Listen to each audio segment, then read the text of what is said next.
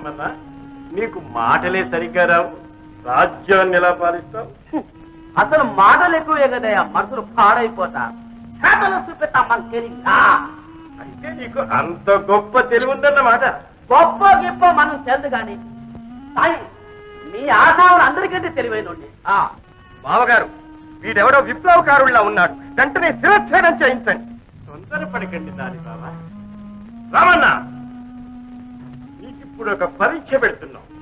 అందులో మా వాళ్ళందరికంటే నీవు తెలివైన వాడివని నిరూపించుకోవాలి, లేదా శిరచ్ఛేదన.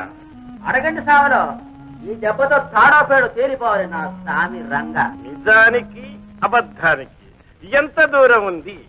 ఇదిగా ఇదిగా నువ్వు చెప్పమ్మా శ్రద్ధ. అయ్యో, నేను చెప్తే మీ తెలివెట్ట బయటపడుతాయా?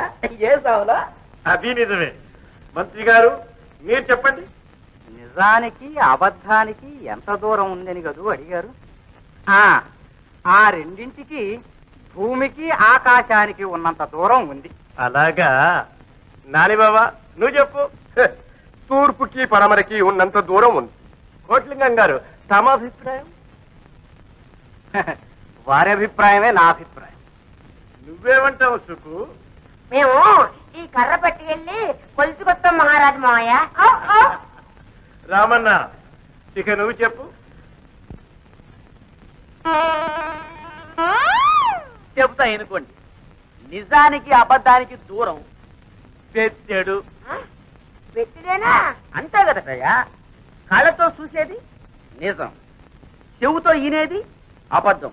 దానికి దీనికి దూరం పెట్టిడే కదటయ్యా. భేష్ భేష్.